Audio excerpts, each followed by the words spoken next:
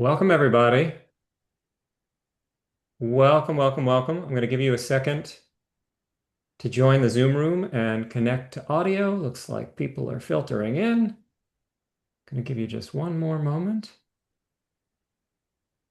and then get us started. Well, welcome to this first Friday lecture for the basic program of liberal education for adults for the month of April 2026. Our speaker today is basic program instructor Clare Pearson. Clare's lecture is entitled Kant's Understanding of the Self and its Relation to Ethical Understanding and Philosophy. This first Friday lecture is supported by the Anastopoulos Lecture Series Fund in memory of basic program instructor George Anastopoulos. My name is Noah Shafetz. I am the Cyril O'Hoole Chair of the basic program. Please note that this presentation is being recorded so that we can make it available on the Graham School YouTube channel. During the lecture and during the question and answer period that follows it, you will not be able to unmute yourselves, but we invite you to enter questions for Claire into the chat box at any time during the lecture. Claire will have a chance to respond to your questions after her lecture. If you have new questions once we get into the Q&A, please feel free to enter them then. During the lecture, Claire and I will be able to see only a handful of your video feeds, so you may choose to leave your video on or turn it off. It is up to you. Claire's video will be spotlighted during her lecture, so the best way to view the lecture is to select speaker view instead of gallery view. I want to do that now. Before I give Claire a full introduction, let me just tell you a little bit about the basic program and the Graham School of Continuing Liberal and Professional Studies at the University of Chicago. Along with the basic program, the Graham School offers an array of programming, including our Masters of Liberal Arts program and our open enrollment courses, as well as a number of events and travel study opportunities. More and more. Since 1946, the basic program has offered students a rigorous education in the liberal arts through direct engagement with original texts in discussion-based courses led by highly dedicated instructors. At the heart of the basic program is our 4-year course sequence, which offers firsthand encounters with some of the greatest works of the classical and Western traditions in a community of adult learners. Our next First Friday lecture will take place in May. Our speaker on May 1st. Our speaker will be basic program instructor and the Graham School's director of academics, Zoe Eisenman, who is also sending you messages in the chat as we speak. And the title of Zoe's lecture will be Historians Made Elsewhere Than at Rome, Polybius and Josephus on the Roman Empire. Today's speaker, Clare Pearson, joined the basic program faculty in 1997 after 10 years of undergraduate teaching at the University of Chicago and the Honors College at Valparaiso University. Clare did her undergraduate and graduate work with the Committee on Social Thought at the University of Chicago, where she worked at the intersections of literature and philosophy, with special attention to the interrelationship of literature and ethics. While in graduate school, Clare studied and taught in Germany. She has given papers and published articles on Martin Heidegger, and she has given many First Friday lectures for the basic program, which, along with this one, some of which are on YouTube. I highly recommend them if you have a chance to go back and watch the recordings. From 2004 to 2008, Clare chaired the basic program, and she co-designed the Asian Classics program that has been recently revived as the Asian Classical Traditions alumni sequence. Clare is the 2008 recipient of the Graham School Excellence in Teaching Award for the basic program. She also teaches in the Humanities and Philosophy Department at Oakton Community College. All right, now I'm going to stop sharing my screen and turn things over to Clare. Clare, go ahead, please.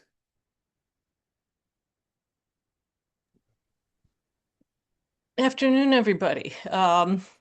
I wish I could see you. I would love to say it's nice to see you, and I only have a few little boxes. I kind of miss the in-person lectures, but then many of you wouldn't be able to be here. So welcome in any case, and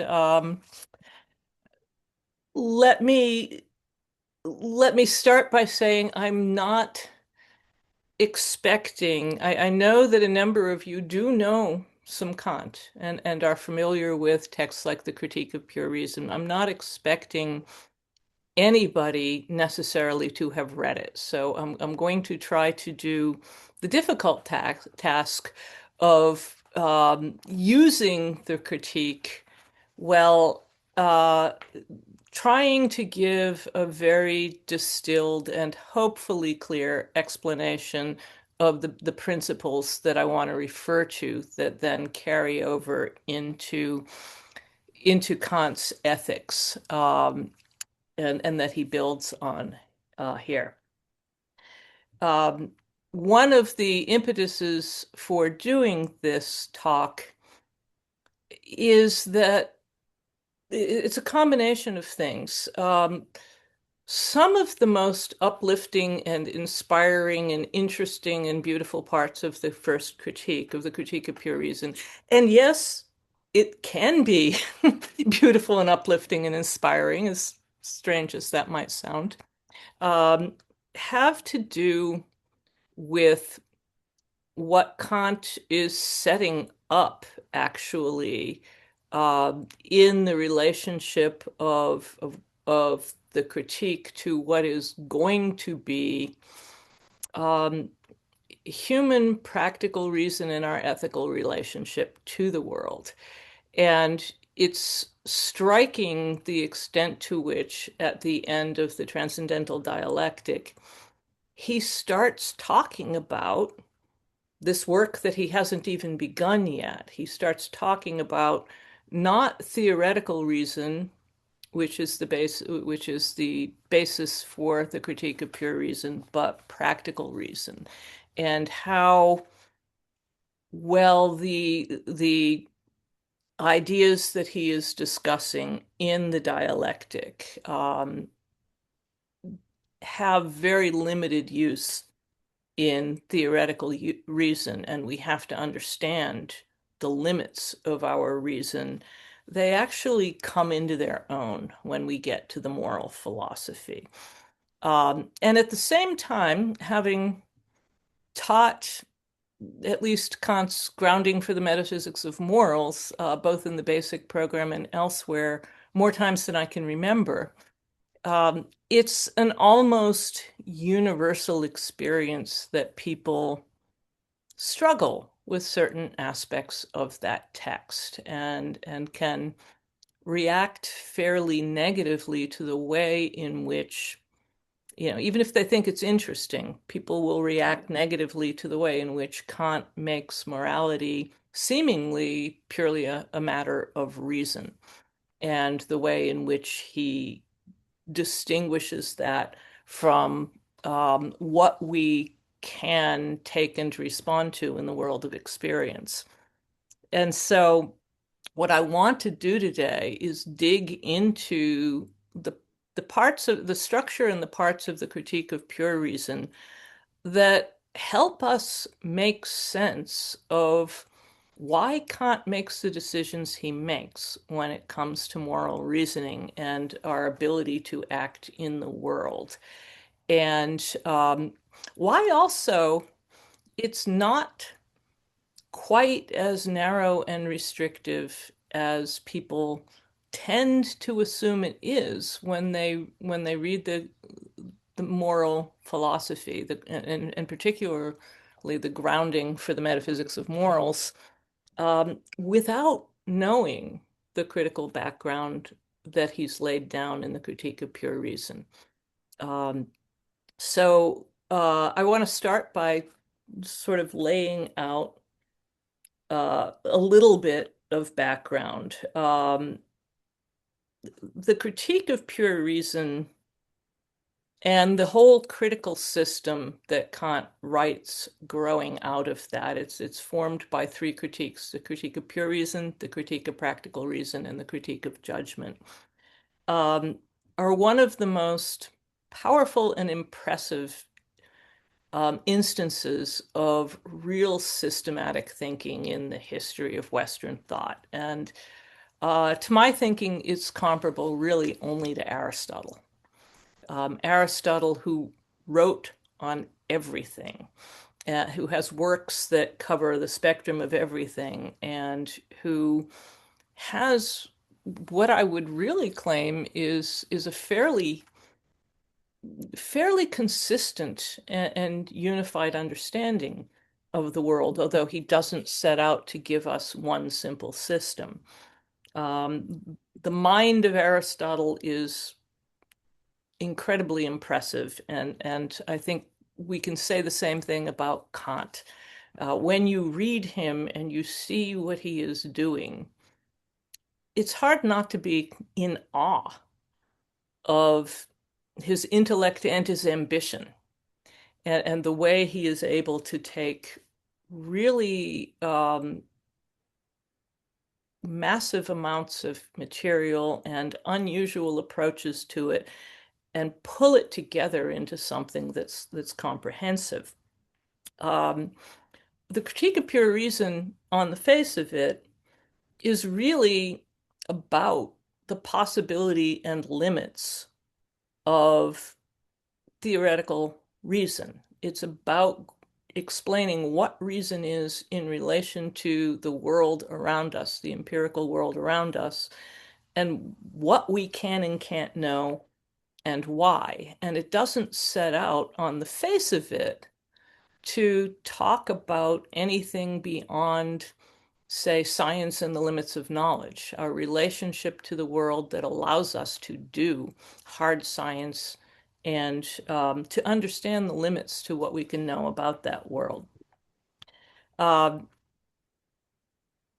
Kant has what I would say is a not undeserved reputation for being complex and difficult.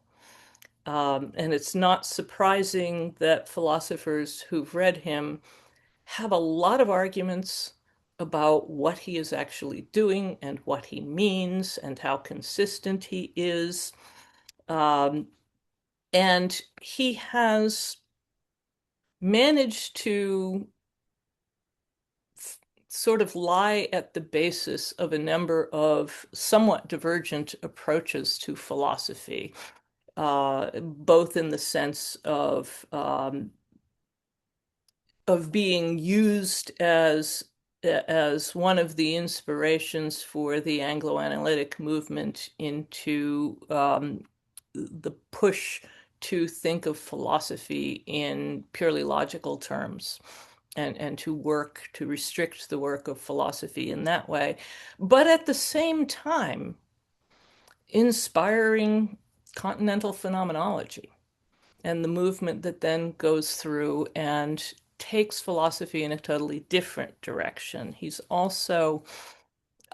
There are also arguments specific to the first critique about what he means by various concepts that he has, and if he has even a coherent concept from the beginning to the end. Now, I'm going to argue that, yeah, the Kant's understanding, I think, is fully formed in the work that he does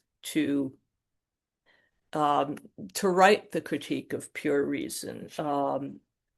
And not only is fully formed with respect to pure reason, but I'm I think I think the core concepts that come up later in the critique of practical reason and then later in the critique of judgment, which is all about the experiences of the beautiful and the sublime, and about how these form a kind of mediating role between the world as we experience it purely from reason and the world that we experience as inhabitants of the world who aren't really simply limited to reason.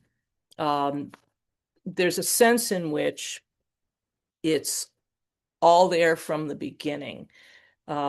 So let me give you a little bit of background on Kant, a little bit of his story, and I'll try and keep this short, but I think it's helpful to know a little bit. He's born in Königsberg in Prussia in the early 18th century, 1724. Kind of a middle class and very religious family. And he studied philosophy at the university in Königsberg, which was called the Albertina. When he was there, he studied broadly in philosophy. He studied theology. He studied the metaphysics that was really dominant in Germany in his day, and he studied natural philosophy which means to us, we don't call it natural philosophy anymore, but natural science. He was particularly engaged with the works of Isaac Newton. And he studied them, he wrote about them, he taught about them, he spent a lot of time thinking about science and what we can know and how we can know it.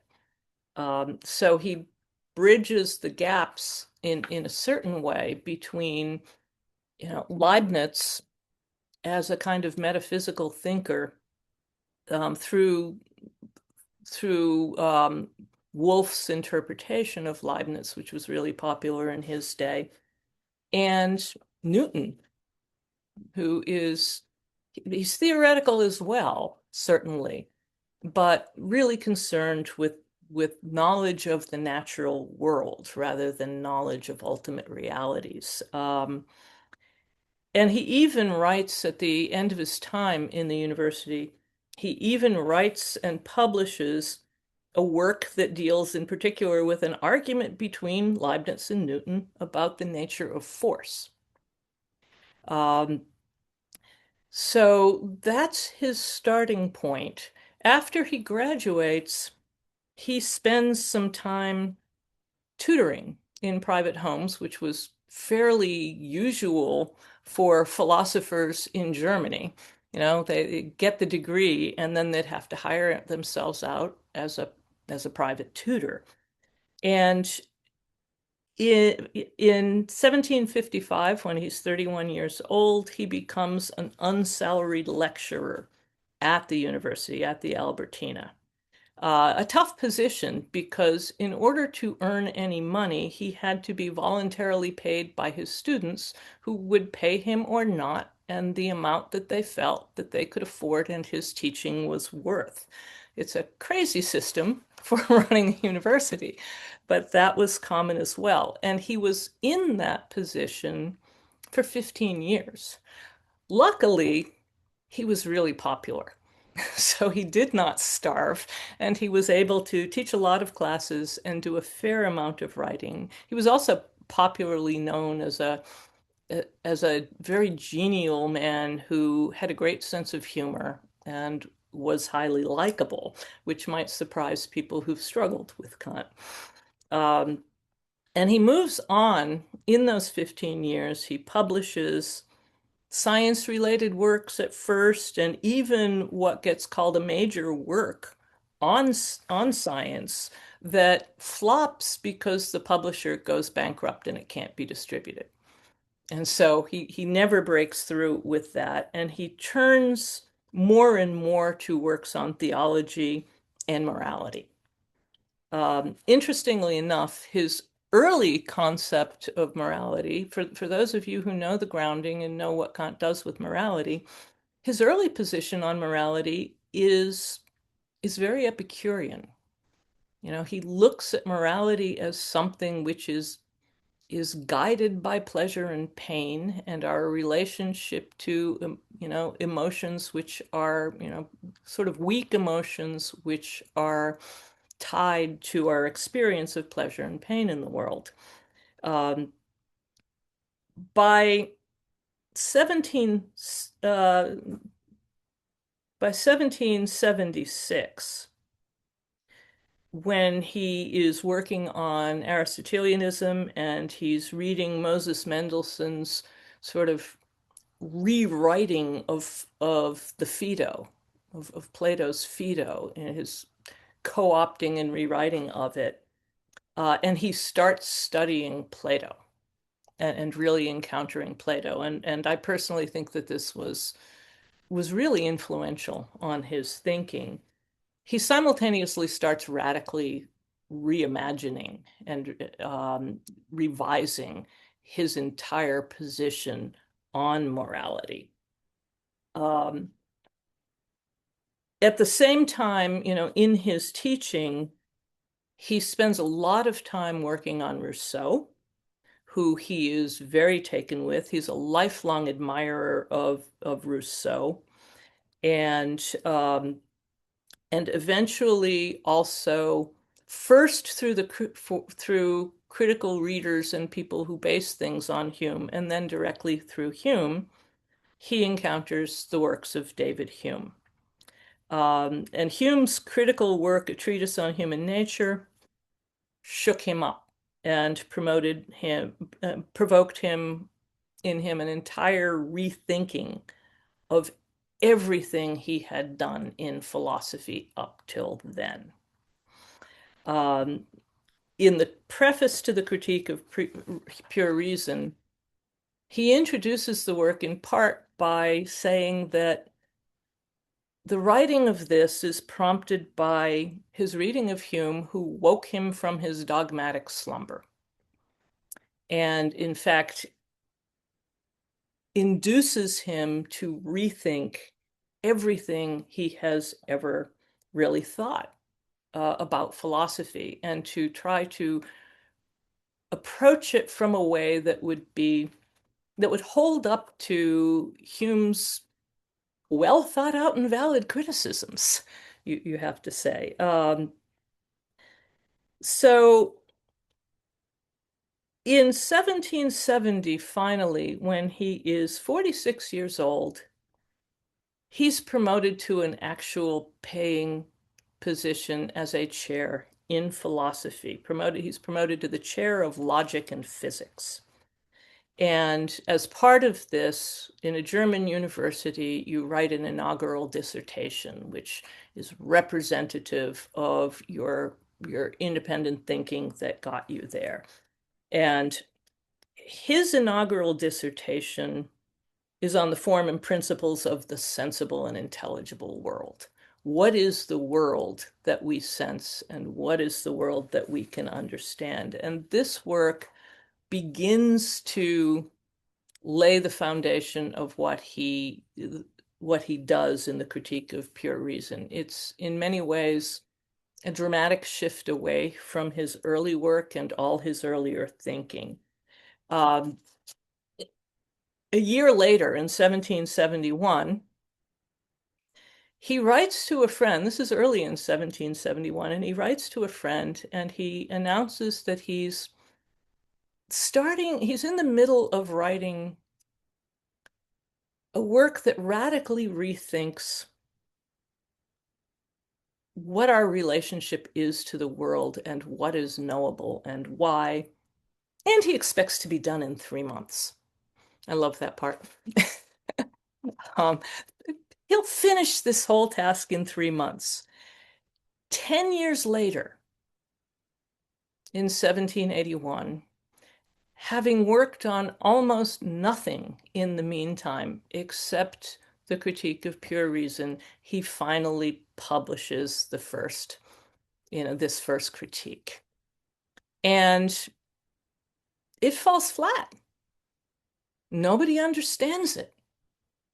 And it doesn't get a lot of attention because the criticisms that come out of it show Kant that they just didn't get it. Now, this is curiously parallel to what happens to Hume. When Hume writes his treatise on human nature, um, it's mostly unread.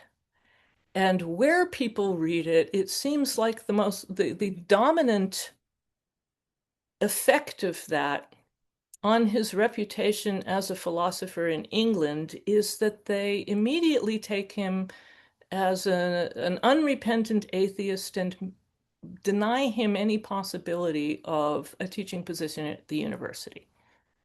And so Hume goes out and boils down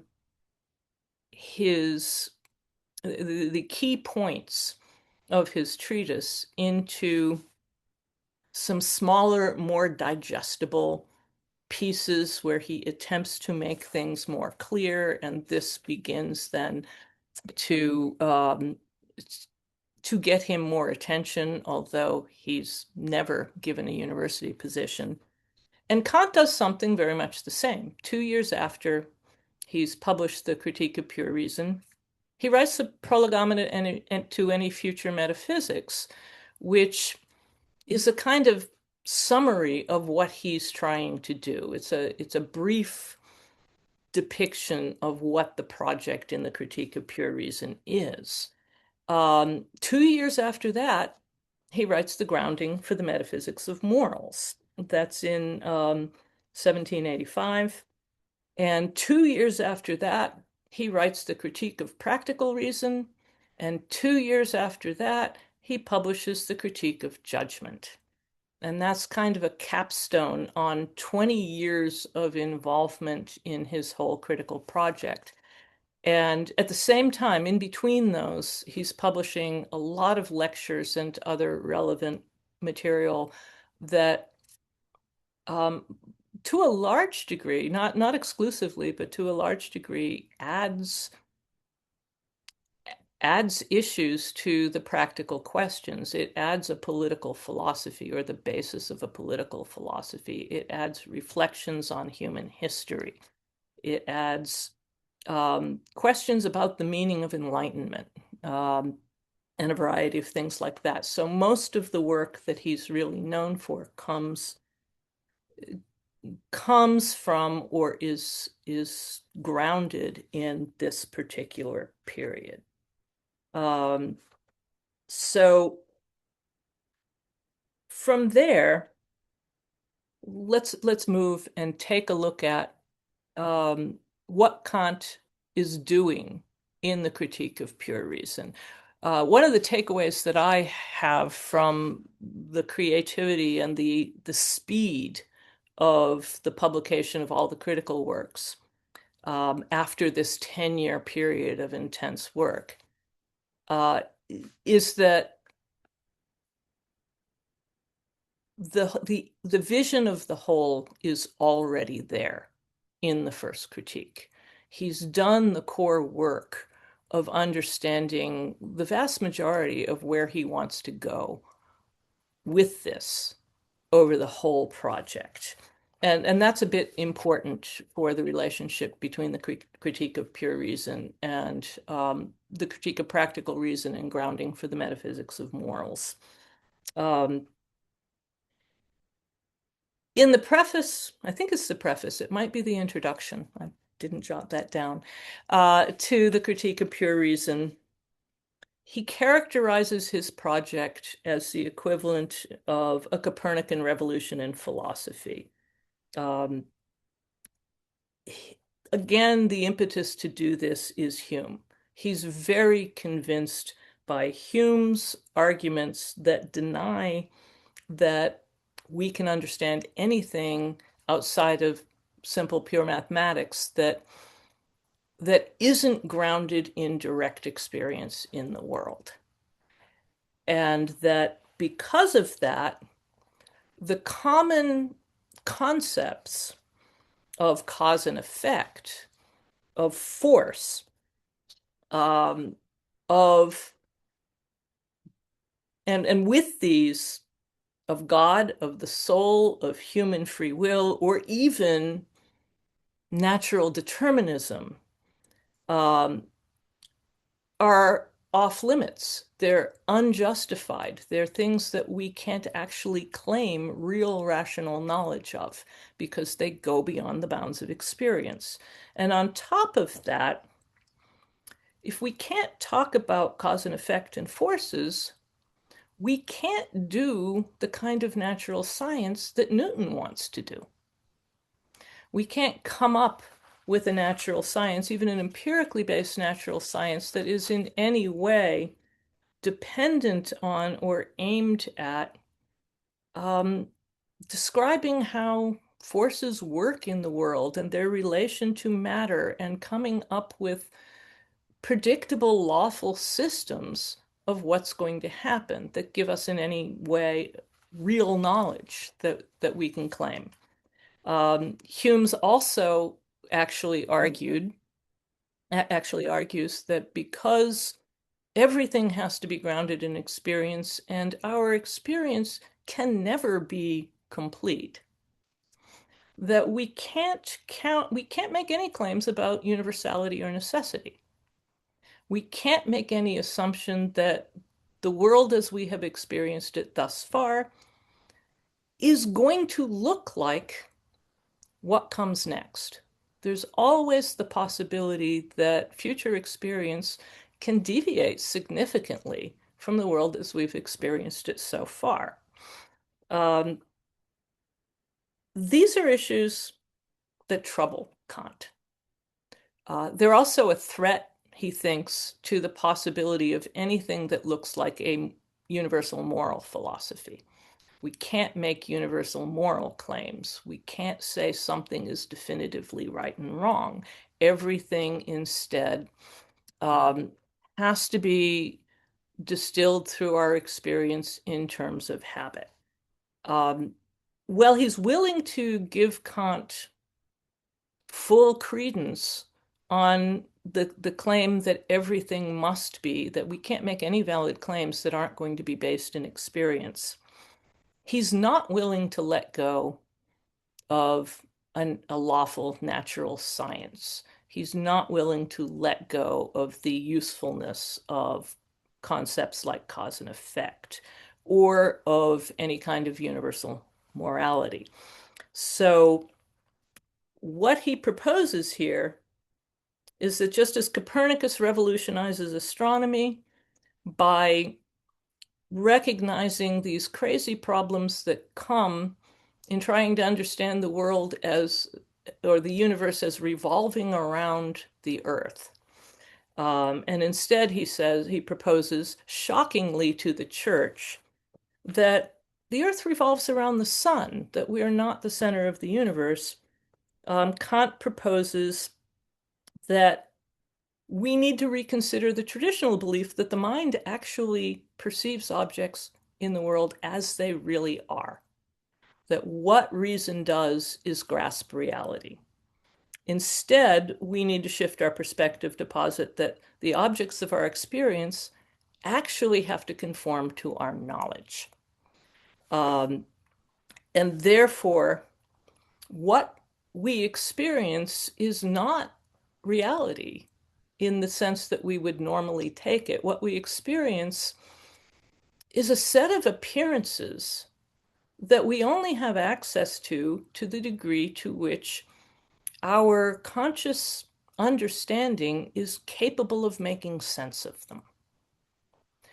And in order to make sense of them, they have to fit the structures of reason. Um, and that they have to be capable of being grasped by our intuition, first of all, our conscious intuition. They have to be capable of then also being thought through our concept structures and our understanding. And if we take it this way, what we have is a phenomenal world. We have a world that is made up of appearances, and our knowledge of the world is sort of co-structured by input from the appearances of things that we actually don't have access to, except as appearances, and by the structure of our own conscious reasoning, our own ability to perceive and think what we are experiencing. So reason has to be understood as picking up that content that's given by the existing objects and structuring all of that into some form that we can make sense of. One way of thinking about this is to think about, we know certain things. We know that sound, for instance, um, is percussive movement through the air. And what we wouldn't hear sounds.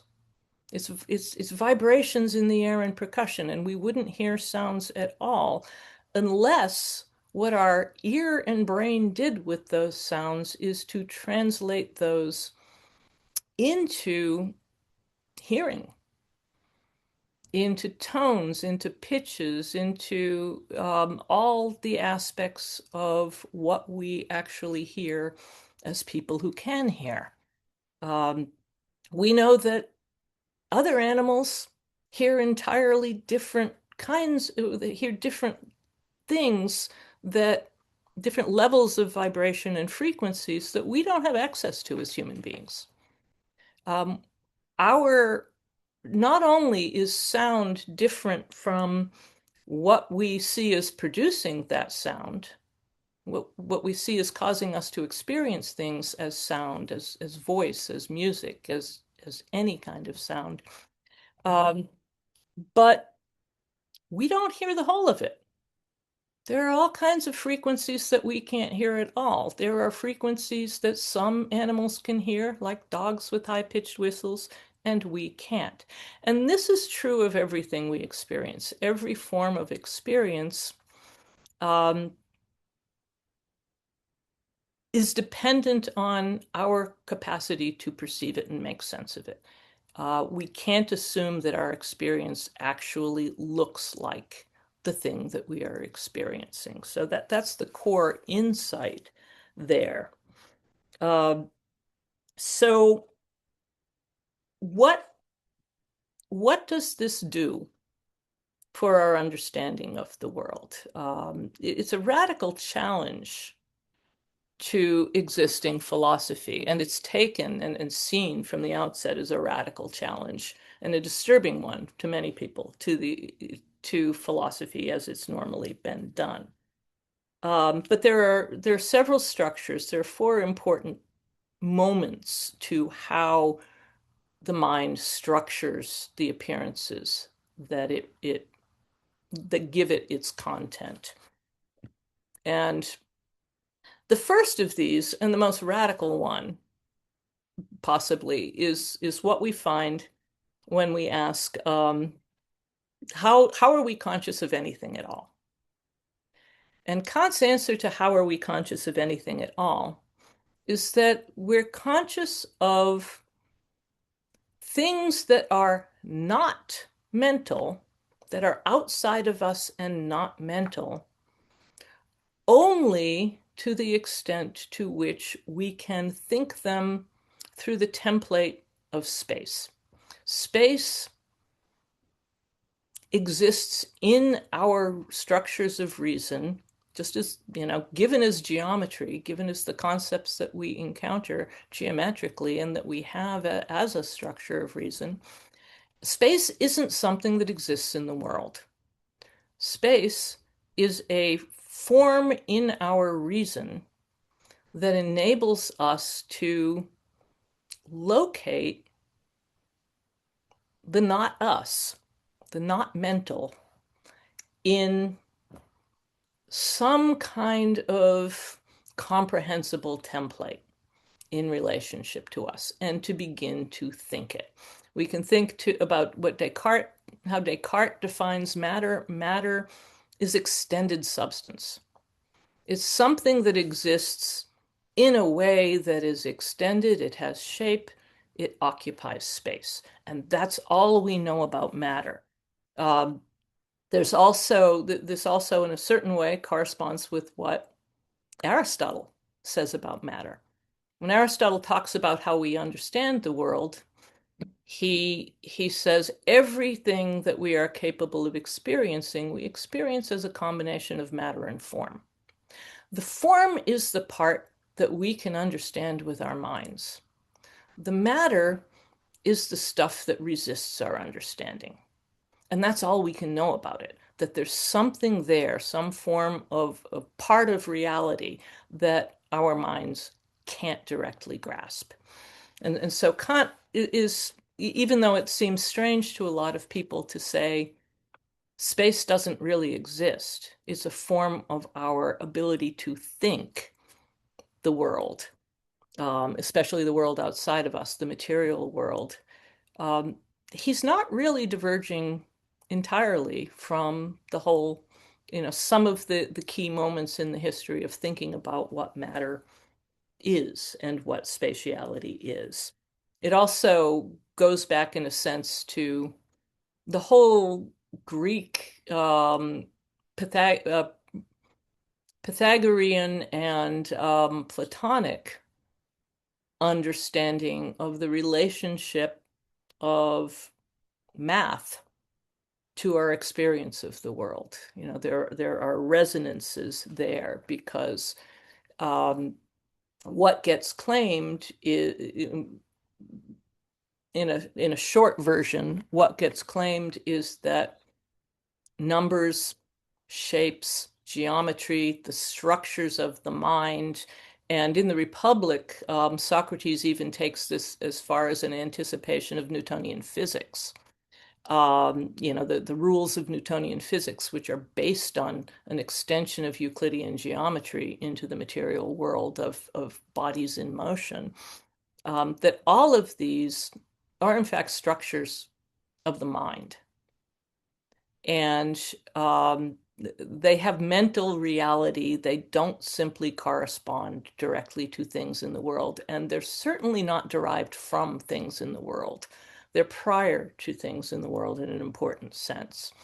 So, so space is what makes our minds capable of having perceptions of material things. In a parallel way, time doesn't exist in the world either. Time is how we experience anything, mental or otherwise, that can be experienced by us.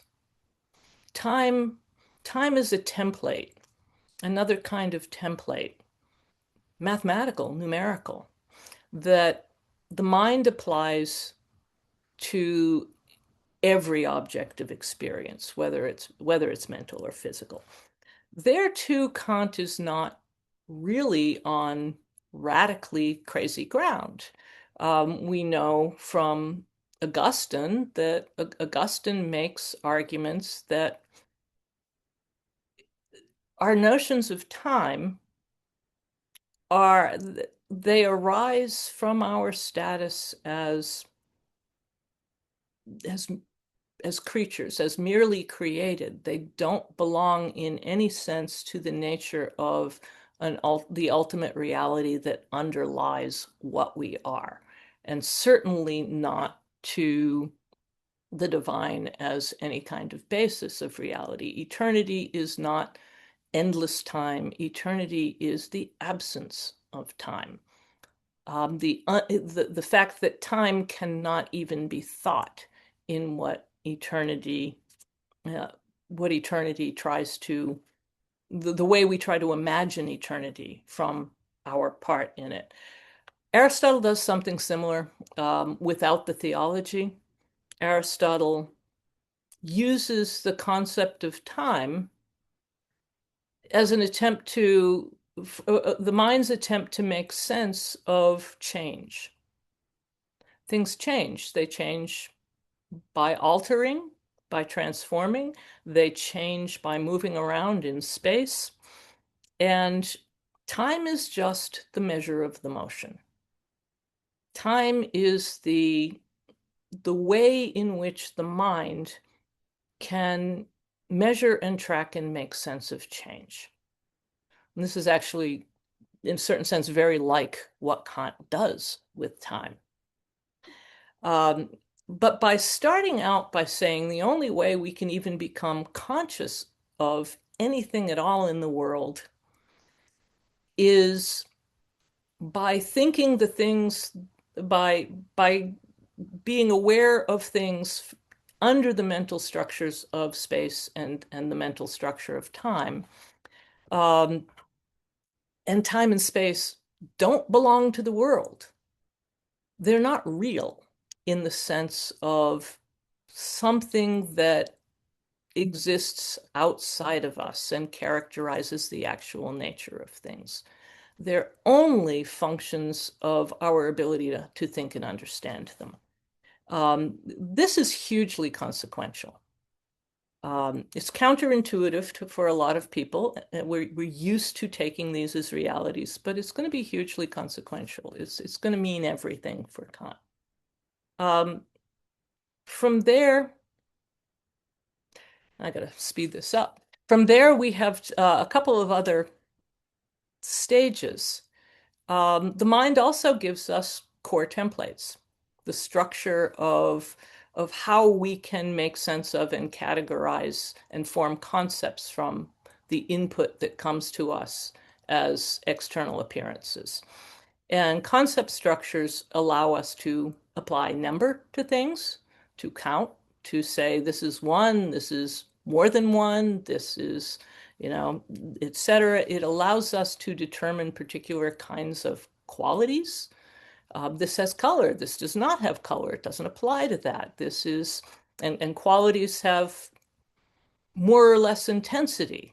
This is not only blue, but it's really blue. It's deep blue, where this has a faint tinge of blue to it, or whatever we do with that, or it's limited in various ways.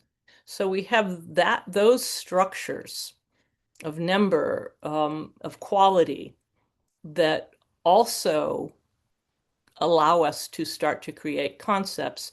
And then we have structures of relationship, which include cause and effect, very importantly, but not just cause and effect. It includes, substance and accidents. It includes reciprocity between things. So um, in an ecosystem, everything is simultaneously influencing everything else. And finally, we make distinctions of, is this is this possible or is it impossible? Does it exist or is it non-existent? Um, is it necessary or is it contingent? And we use those concept structures that which are given to us, and Kant gives to us in a table of the categories, to create basic concepts. What we do is we take these core intuitions of appearances in the world outside us that are structured in space and time, but they're chaotic. And we have to start to make sense of them. There's nothing to tell us that what I'm looking at one moment and turn away from and look back at is actually the same object that it was a moment ago. There's nothing to tell me how the multiplicity of things that I see in front of me are actually different.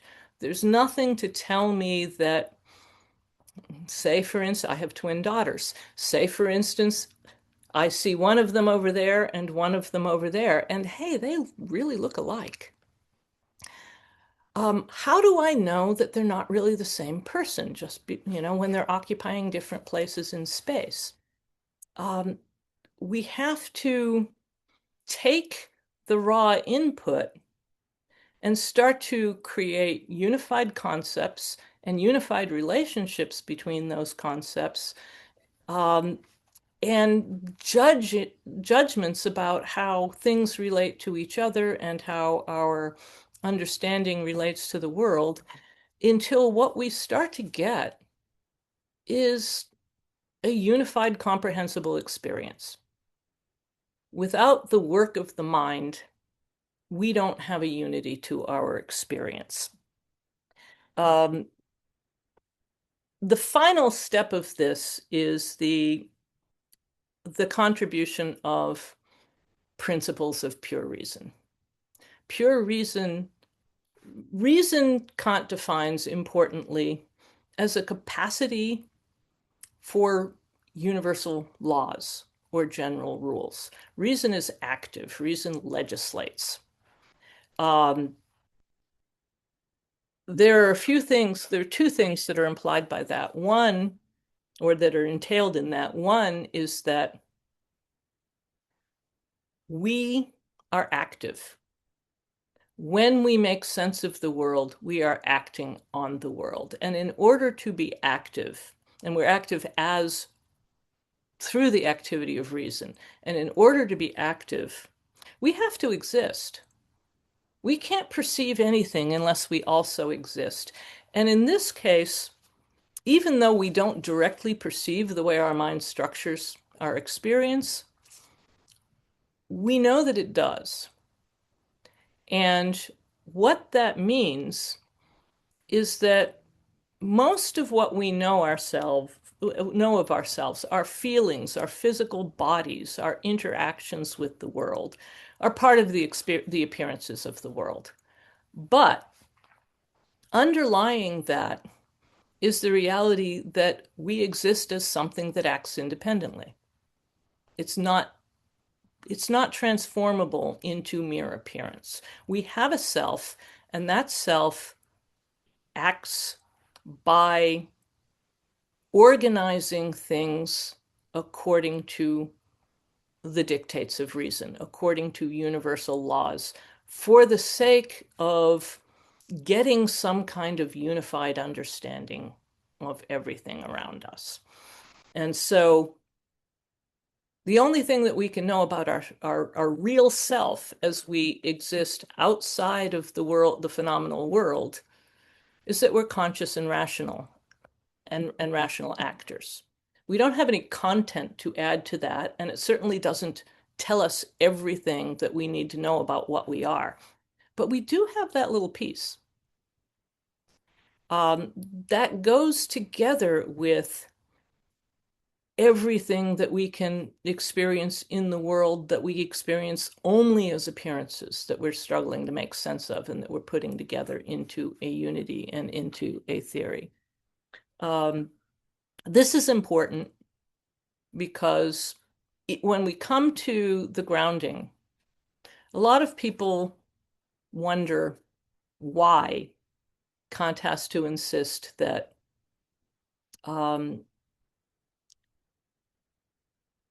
what we have to do as moral beings is to act on what reason gives us, the rules of action that reason gives us. And this fundamentally is rooted in what he says is our relationship to the world. As long as we are understanding ourselves as part of the world that we experience, we're understanding ourselves according to the rules and structures that reason uses to make sense of appearances. We don't have access to a full reality. It's a construct. It's a phenomenal construct. And so most of our experience of ourselves is not something real. If we want to say something ultimate, it's what we have to work within the world, and we can make sense of ourselves and the world around us, but only within the limitations that apply to the whole of what we experience. And for Kant, that means that in order to make sense of the world and our place in it, reason tells us to pull it together as a whole within these concept structures. Part of the concept structure is cause and effect. We don't find anywhere in the world any freedom. We find a world that is strictly determined causally, strictly and necessarily determined causally. Cause leads to effect. There are no gaps in nature. There are no leaps. There's no possibility of miracles intervening. Our only way of understanding the world is if it's a coherent whole. And if we don't also have access to the idea that we actually exist beyond the world in some form that we don't have a full ability to see, but we can know is real, there's no possibility of thinking that we have any free choice and that anything that we can do is not just one more causally conditioned thing that happens. So the possibility of morality itself rests on the idea that the one thing that we can be sure of that we know exists outside the world in any form that gives us any information is that we exist as conscious thinking beings. That's real. And if we take ourselves outside the world, if we think about what that thinking self has to be outside the world, time and space don't apply. Time and space are functions of appearances in the world. So the idea of causality can't apply. Whatever the real us, apart from that underlies the appearance that we have of ourselves, the experience we have of ourselves, whatever the real us does, um, it does it in a way that we can't perceive in the world because the minute it's done, or well, we can't even talk about it without time. We're doing the real self acts outside of time and space and freely because it can't be determined by things that happen in the apparent phenomenal world. It acts of itself, but we can't see it.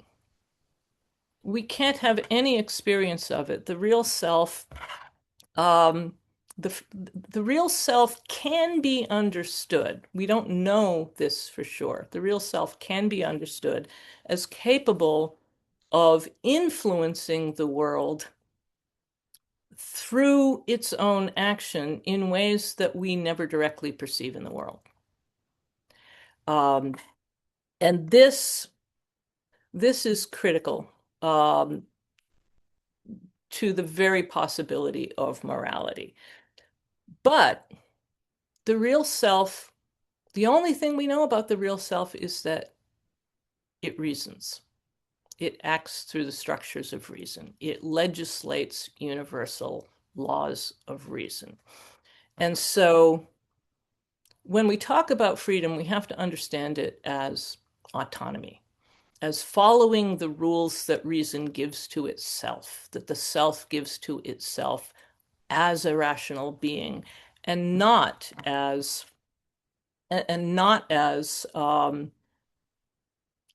simply making up rules for itself or choosing what to do and what not to do. Um, as long as we aren't following universal laws of reason, we we aren't free. We're simply responding to events in the phenomenal world around us. Now, I'm going to jump a little bit because I timed this all wrong. Uh, we When we think about that, one of the issues that people have with the grounding is this sense of why why are we stuck with reason? Why are we stuck saying the only way we can act with any meaning and any freedom is by acting according to the universal rules of reason? Um, and a lot of people are really bothered by this. They feel like it's restrictive. It can feel confining. It can feel like there's a cookie cutter structure that doesn't feel free in our so-called free choice. That this structure has no place for the uniqueness of the individual, and so no place for any choice that we would find meaningful. But that's a serious misunderstanding of what Kant is doing. Um, Kant argues in the final section of the dialectic that we have these ideals. We have the ideal of a soul, of a self that is consistent and goes and is not simply determined by the world. We have the ideal of a necessary being that grounds the world so that the causal chain is not simply contingent. And importantly, we have the idea of the world as a whole. And if the world is going to be a whole, it has to be a whole that contains the unity of material things and rational beings. And in the unity of material things and rational beings, um, Kant finds an important gap that we know ourselves as rational beings, and therefore we can't know that we are really free. We can't know that we have a soul that is consistent and that really persists through time. We can't know that we have freedom, and we can't know that there's any kind of necessary being or God that underlies the world and structures it and keeps everything from being fundamentally consistent. We also can't disprove them. And especially, we can't disprove um, that we could be free agents, not controlled by the conditions of the world. This becomes the really important one. It's the basis for all of his moral thinking. And what we have to see in his morality is that by making a choice to follow the rules of reason, and the rules of reason push toward unity, they push toward a system where we give everyone a system where we have a kind of justice, where we have a kind of system where everyone counts, where everything is is a key part of this, in particular people, and where the rules of action apply equally to us all. Um, but when we actually act in the world, we never know this. We see the causes and the conditions around us. We feel helpless in the face of it. We don't know if by choosing to act differently on principle, we can actually make a difference. We don't even know if we're fooling ourselves when we tell ourselves we're acting on principle. But there's a kind of way in which choosing the rational principled action in the face of all kinds of alternative compromises and ways of reacting to what's around us um, is an act that commits us to a sense of dignity, and that takes a stand by choosing to side with a moral ideal, even if it's useless and there's no such thing and it can't actually have any impact on the world. It's the equivalent of, say, of the action of Leonidas at Thermopylae when he chooses to stay and fight with his men and die rather than leave, even though he has no clear knowledge and very little reason to even hope that this sacrifice will be meaningful. He does it anyway. It's the same kind of thing that we see in existentialism when, in the face of an apparently meaningless and demeaning world that doesn't offer us anything to really hang on to, the existentialist chooses to act anyway in spite of that, in ways that don't reduce the person to the world. Um, we choose to act as if our action can actually make a better world. Um, Even without any evidence of that, even without any ground to actually know or believe it could happen. We act on a moral choice that really defines us and sets us apart from the world. And in that sense, the rational quality to it is very much a choice that marks the individual person and doesn't turn into something that feels like an oppressive conformity enforced on us. The oppressive conformity, for Kant's way of thinking, would actually be caving to the contingencies of the world and only reacting to them, as opposed to taking a stand on them. One quick final thing, because I know I'm out of time. The other aspect of this is that the rational ethics that Kant gives us is not quite as thoroughly rational as it seems. We know that we are rational actors. We don't know what else we are. But along with the rules of reasoning and the demands of reason, We also have a feeling, a critical feeling that is not reducible to other kinds of emotions that are reactions to things in the world. And this is the feeling of respect.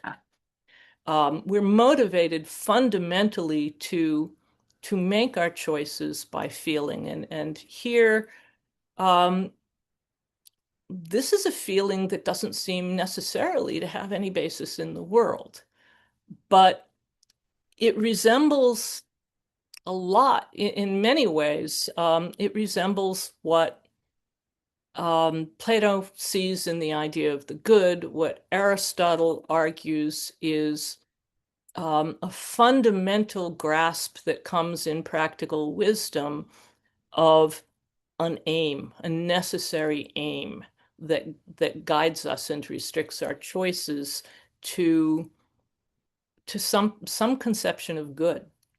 And so respect fleshes out the rationalism of the ethics, and opens up really a vision of the world that is going to embrace both reason and feeling, but in a way that endows us with critical personal choice and agency, the ability to posit and place our bets on the possibility of a better world and potentially over time collectively bring that world into existence. Um, Noah, I've now come up with the answer to your question of whether the timing systems on the internet give accurate speaking time, and it's no. But I'm going to stop there. I hope there's a lot more to say, but I hope that that makes some coherent sense and that we can see that what Kant seems to be doing, which feels constrictive and narrow and overly rationalistic to a lot of people in the grounding and not very personal, is actually quite the opposite. It's actually um, affirming the individual and affirming the person through reason. Let me stop there and be happy to take questions. Okay, we have 7 minutes and some change for some questions. My apologies in advance to people to whom I don't get, and I think I have mostly full names for these questions, so I will try to read your full names. Apologies for any mispronunciations. So Raymond Lau asks, if we begin to conceive of Kant's transcendental subject as historically constituted, something that I'm giving to understand some neo-Kantians like Emil Durkheim would do, as in Hegel's phenomenology, then wouldn't we also have to question the status of universality as our, excuse me, of the status of the universality of our moral principles? No, no, and that's because the only way in which morality is possible at all is if we actually have something that looks like a capacity to choose not to simply cave to the conditions of the world, that we can assert ourselves and make choices that are in some way meaningful. And the only way we can think that is by holding as possible, we can never know that it's actual, but holding as possible the idea that as rational beings, as reasoning beings, which means committed to committed to universal rules that are the same everywhere, as reasoning beings with a foot in the real in reality as well as living in this phenomenal world. Um, that's all we know about what we are. And so the only freedom we might have, if we have any at all, takes the form of that universal rationality, because that's what reason is. It's what reason does. And it's the only thing that doesn't reduce us to experience. Thanks, Claire. Anson Tang also begins with thanks, Claire. Thanks for the lecture. He says you mentioned earlier in the lecture that Kant had an Epicurean outlook in his early philosophical writings, but his thinking changed. Was he heavily criticized for this, or do you think we're less forgiving today of public thinkers who change their way of thinking? Well, I hope we're forgiving of public thinkers who change their way of thinking. Probably not if they're politicians, which is a little troubling. We live in a world where it's not considered respectable to change your mind. But um, how can you actually be thinking if you're not open to seeing things from new perspectives and transforming your ideas um, when they start to look inadequate and when the new perspective suggests that's not the right way of seeing it? Um, I think it's a sign of the quality of Kant's mind that he looks up and he says, "Wow, I've been thinking about all of this in the wrong way. This whole history of philosophy that I have dug into um, isn't simply right, especially about morality, and needs to be rethought." Um, to my mind, it's always a strength to be capable of rethinking and changing your mind, as long as you do it on a sound basis and you think it through. Um,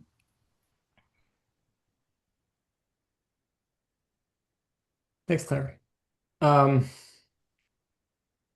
Tim asked I don't have a last name, but Tim asked a really big, interesting question. What, if anything, does Kant assume without proof? does he assume that we can prove or we have proof of? Just what does Kant assume without proof for his Oh, assumptions? without Kant's proof. What does he assume without proof? Um, we have no proof that um, that we have a consistent self. He has a long argument about this, and an interesting one. It could be that, for instance, the Buddhists are right. Our experience is new every moment. There is no self that is consistent from moment to moment in our experience. That um, we could arise in a new moment. Our minds could, in any new moment, be a different mind from the one that we had before, but just one that inherited the experiences and the history of thinking and relationship to the world. And we don't know that that's not true. On the other hand, it makes a lot of sense and is very useful to assume that we have a consistent single self, because we can't make good rational sense of the world without that assumption. Buddhism, by the way, will concede that because it says rationality is just a construct. Kant wants to say that rationality is more than a construct and that we need it, but we have to stay within its bounds. We might not really exist as a self, but let's take the risk of making a working assumption that we do. We might not have any freedom. We don't know that for sure. All we know about the possibility that we can make free choices is that we can't rule it out, but we also can't affirm it. And so we don't know that we have free choice, but we ought to, we're better off if we assume that we do, at least in moral philosophy, not in science, but in moral philosophy. And we're actually also better off if we assume that the world isn't totally contingent, that the causal change that we experience in the world are grounded by some kind of unifying necessary thing, which um, he will call a deistic understanding of God, that there is something out there outside of the world that sort of unifies and ties together the whole of everything. But we neither know that it's true or what it is if it's true. We can't talk about it. but it's a useful assumption. Those are the three big ones. These are what he calls the regulative ideals in the dialectic. Useful constructs. Thank you, Claire. Okay, we are just out of time. My apologies to those whose questions I have not had a chance to bring up. We will close in customary fashion by I'm going to ask you all to unmute yourselves, and we will pretend like we're together in an auditorium and thank Claire with our clapping and our voices. Here we go. Very well done. Very clear. Thanks, Claire. Great Thank seeing you. Formulating. Thank you. Wonderful. Sorry for my bad time management there. Thanks for coming, everybody. I hope to see you at another one soon. Congratulations, Claire. That was great. I will see you all at an event soon. Take care. Take care, everybody.